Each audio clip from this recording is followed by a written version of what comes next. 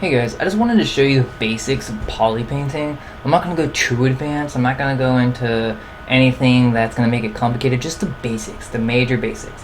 Okay, so before you can do really any poly painting, you need to understand what these are up here. And these are channels, and this is how Zbrush knows what you want to work with. So I'm going to go to my standard brush. And the reason I'm going to my standard brush is do not do any painting with anything but standard. And I see a lot of people that still haven't realized this, but some people like to use pen. And what they don't realize is that none of the alphas in Zbrush will paint correctly when you're using pen. I don't know why, don't ask me. But anyways, I would just recommend using standard. That's what I'm going to tell you.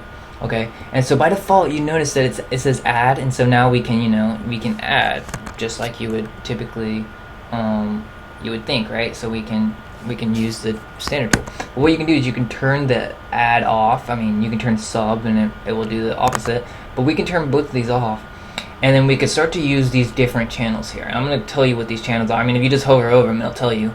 But this is the material channel, so I can paint with materials, or I can paint with RGB, which is the color, or I can paint with both. Okay, so I'll show you how to do that. So the first things first is you need to fill your subtool. So right now this paintbrush is off right now, so I know that it's not filled with anything. So I'm gonna pick a material. In this case, it's a skin shade material, and then I'm gonna pick a color. Let's pick, I don't know, white. So that'll be easy to tell. And I want to fill this mesh with the material and the color. Okay, so I'm gonna go to MRGB because I want to fill it with both. You can fill it with just one at a time if you want, and I'll do that to show you. But right now I'm just gonna do MRGB. So I'm gonna go. Then you go to color, and then fill object. That is how you fill your object with the material and the color. Okay. And so now notice how that little paintbrush came up. Okay.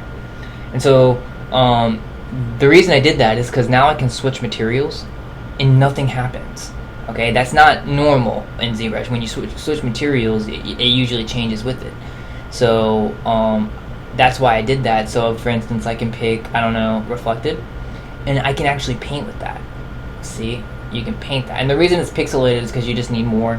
You need more polygons, but I'm not going to divide that right now. So you can paint with materials. You can. I'll just go back to skin shade 4, and then you can just paint with colors. So right now, not only am I painting with the red color, but I'm actually painting with the skin shader. It doesn't do anything because we already have skin shader filled in, but because we have MRGB, that's what's happening. So let me undo it. I'm going to go back to when I don't have that paintbrush. I'm going to show you what happens if you just do RGB. So say we pick green, right?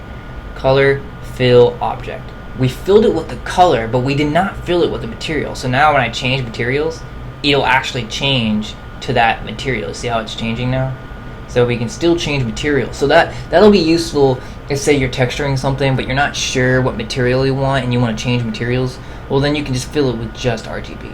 So that can be useful. But I wanted to show that. And you can also, for instance, say you painted something, right? And you accidentally filled it with the material. So say we filled it with skin shader. So I have it on MRGB. I'm going to fill it with red, and I'm going to fill it with the skin shader. Color, fill object. Okay. Say that we painted something on here. I don't know. We did all our work. We're like, yes, I like this perfectly, but I just don't want the skin shader anymore.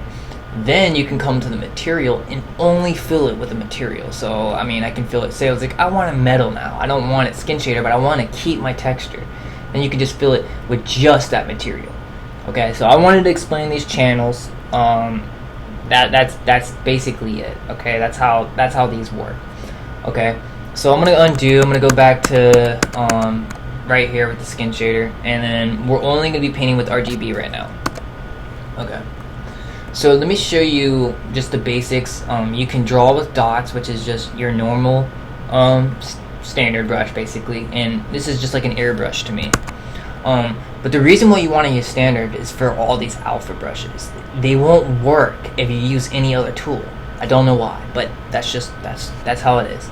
Okay, so you can also change your stroke, and this works for all sculpting tools. I don't know if you know this, but you can change your stroke and the way you apply it to the mesh. And so what we're gonna do is we're just gonna do drag rectangle for now, and that'll allow, if I don't change the alpha, that'll just, you know, it'll basically pull out a circle. But now what we can do, I'll turn off symmetry too, by the way.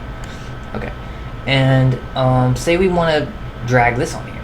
I don't know. We just want a little design. So now we can drag this out. Ta-da! So now we can drag alphas out, and you can also, if you don't know how to import alphas, you can check that out. But for now, we'll just use Zbrush's default alphas.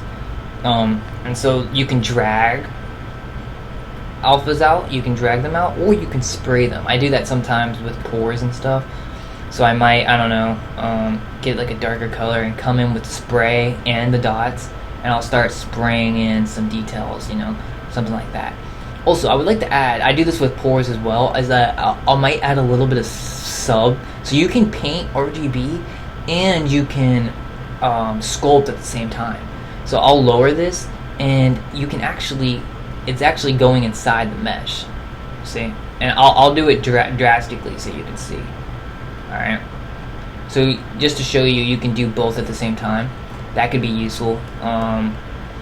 And basically, that's pretty much it. I don't want to overcomplicate it, but it's basically changing your stroke to what you want to use, and drag dots pretty useful. You can, it's not a drag, but it's basically you can place things where you want them. So yeah, that's basically the basics of it. But try playing around with all that stuff, and then going into like layers and other cool things that you can do with polypaint. I hope that was useful, guys, and have an awesome day.